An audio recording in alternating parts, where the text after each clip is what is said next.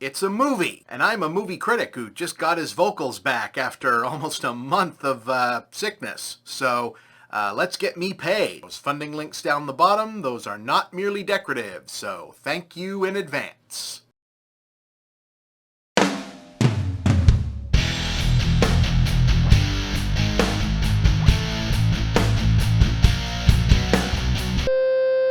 So the remake of Deathstalker comes to us from Stephen Kostanski, and if you have heard of Deathstalker, or if you've heard of Stephen Kostanski, you've pretty much made up your mind as to whether or not you're going to see this and whether or not you're going to enjoy this. Stephen Kostanski, if the name isn't immediately leaping right out to you, he is a Canadian horror director. Pretty sure he's Canadian. The other Astron 6 guys are Canadian. Anyway, he is behind, probably best known for Psycho Goreman, The Void, and FRANKIE FREAKO.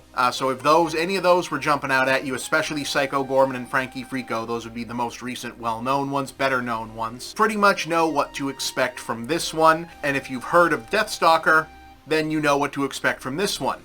If you actually remember Deathstalker or have some kind of nostalgia for it, it's time to schedule your colonoscopy. So Kostanski, hope I'm saying that right, has been making these ultra-low-budget gore and puppets movies for a couple years, close to a decade now, really. And these are movies that are celebratory nostalgia films for a niche that, until I started watching his stuff, I'm pretty sure only included me. So at least he and the 7 or 8 other people that help him put these movies together, I am glad to know that there are other people that enjoy this stuff, because for a while it really felt like this was only me. Because they're not making elevated versions of, or better versions of, or like commentaries on versions of these type of old B movies. They're just kind of making them with a little bit of modern gloss and flair, but not even like ironic commentary. And when I say a specific type of B movie, especially stuff like Psycho Goreman and FRANKIE FREAKO, if you saw those movies, and if not, see those movies. And I try to explain what these movies are, I end up having to explain that an entire era and genre and niche of film exist that most people have never heard of or mostly forgot. If you haven't seen Psycho Goreman, the only way that I can explain that to people is attempting to explain, imagine the movie Star Kid, which, depending on what region of the world or region of the United States you may have been in, you might have watched maybe the trailer for at one point in front of another more expensive movie, possibly pre-titled or released somewhere else as The Warrior of Waverly Street. If it looked a little bit less like The Guyver and a little bit more like a Gwar show. Another addendum to this, if I just mentioned Gwar and you do not need me to explain to you what or who Gwar is, you will already enjoy this movie and every other movie this guy makes. They also did FRANKIE FREAKO, which I feel like because of some of the voice cast, more younger YouTube viewers probably have heard of or heard tell of, even if they didn't see it. And if you look at clips of this, which I'll throw some clips up over this talk part right here, you might look at this and think, oh, this is an homage to Leprechaun and Gremlins and the Garbage Pail Kids. No. That's not the vibe these guys are going for. This is an homage to stuff not like those. Those are too classy for this movie to be hitting nostalgia for. FRANKIE FREAKO, which is a movie about crazy, gross puppet creatures. This is a nostalgia movie for the movies that ripped off, for the lower budget, even more low budget movies that ripped off Leprechaun and Gremlins and the Garbage Pail Kids. The movies that weren't even as good as that. This is a movie that homages like Ghoulies and Hobgoblins and Munchies and Munchie, singular, which is actually a sequel to Munchies. So Kostanski is basically making horror, gore, fantasy, sci-fi nostalgia movies for people that rented the back catalog of the dregs of the video store. And not even really the people that rented them, the people that looked at them at the video store and remembered looking at them week after week and maybe didn't rent them but kind of thought, hey, I wonder what that's like, and maybe were disappointed, and he's making the now better version of them. And Deathstalker is really the first time this movie represents the first time that he's actually done a remake of an officially licensed thing. The Deathstalker movies absolutely fit in. They might be the apotheosis. How many times have I used that word? Probably too much. The apotheosis of this sort of movie, this back catalog dregs of video store garbage. The Deathstalker movies were ripoffs of ripoffs of ripoffs of Conan the Barbarian knockoffs, produced by Roger Corman, made up partly of stock footage of other movies, and none of them are good. The second one is probably the best. You've seen them, if you're a Mystery Science Theater or Riff Tracks fan, you've seen at least the second and third one, maybe, cycling through various iterations of those shows. That are just generic sword and sorcery movies that are known for being a little gnarlier and a little gorier than some of the others. And what they've basically done here is taken the title and the memorable theme music of that and used it as an excuse to make a gore and violence, ultra low budget B movie exactly like those. There's no continuity to Deathstalker, nobody cares. In the modern day, that is not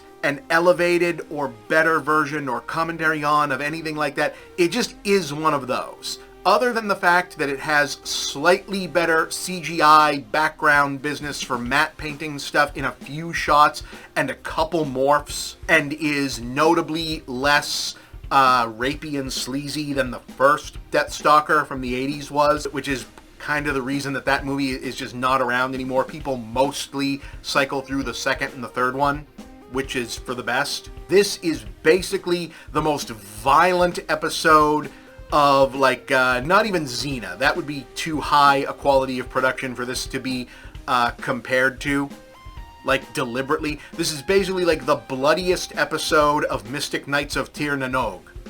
And again, if you know what that reference, this is for you, that anyone ever produced. It's just non-stop bloody puppets that look like puppets. Like, when you see a puppet or a monster face in this, you can very much see the hand up the puppet or in the monster mouth, moving it around, and you're supposed to. They are trying and succeeding for this to look like junk, because Deathstalker has always been junk, and it just looks great. And you either like this or you don't. Like, when there's stop motion, it looks like stop motion. When there's optical effects, they look like optical effects. The blood looks like stage blood. The costumes look like costumes either made with love or lovingly augmented from off-the-rack type stuff, and it just looks great. And you either live for this sort of thing, and I do, or you don't. And the best effect that they've got for it is that they hired a legit B-movie action veteran, Daniel Bernhardt, who you've seen in a ton of the real versions of this stuff. This is how much of a veteran of this kind of thing he is. He was on the Mortal Kombat syndicated TV show back in the day, and there's a fight against a monster in this that literally just does scorpion moves, and it's great. A little monster, demon, wizard, short guy, sidekick, who is voiced by Patton Oswalt, really just kind of feels like he's in this, because even in the real version, like the expensive version of this movie, Patton Oswalt would probably be playing this character, because Patton Oswalt would both play this part and also is the kind of guy who has probably seen all three Deathstalker movies and just knows them. And it's great. But there's no spoofing here. There's no joking here. There's no kidding around, ha ha ha, Deathstalker, what kind of name is that? It is a legit movie of its type, and other than occasionally looking a little bit more expensive and being shot on HD instead of film, and I almost kind of wish that they had shot it on film, but that would actually make it too expensive nowadays. Other than that, this feels exactly as janky and tossed off, just guys making up D&D cliches. You know, the plot is there's a guy named Deathstalker. He's a roguish thief guy with a sword. He finds an amulet. He gets cursed. He ends up having to save the day, possibly the world, and we're just making up medieval fantasy worlds as we go, and yeah, that's kind of it. Big ridiculous swords. You can be ironic about it if you want, but you kind of don't want to, because it feels very earnest. And it's gory and ridiculous and bloody as hell, but also there's a sincere sense of having fun and imagination to it. Feels like everyone had a good time. Yes, this is a movie made by middle-aged B-movie fans who are trying to put together the ideal version of the kind of thing that they watched back in the day and wished, God, I wish Deathstalker was a little better than it was. The creature suits look great, while also looking like floppy rubber monster suits. Blood and guts are much bloodier and much gutsier than they would have been in the original version of it, but still look like they're supposed to. Still look like rubber monsters, there's just more of them. The blood looks fake, but there's more of it. The big stupid swords look like big stupid swords, but they're bigger and even stupider. And it's dumb and gnarly without being mean and gross. And you either like this stuff or you don't. I do. You're either the perfect audience for this or you're not. I think it's probably a little bit less good overall than Psycho Goreman or Frankie Freako were. I loved both of those. I liked this. There's probably a little less meat on the bone of something like Deathstalker than there is for those. And also with those, they're spinning out and doing their own big creative thing. Whereas here, it's very much a conscious effort to recreate exactly the vibe of what the thing was. And what the thing was always very insubstantial. But I respect the effort in recreating the insubstantialness. If it was better than it was, it wouldn't be authentic. And I respect that for it.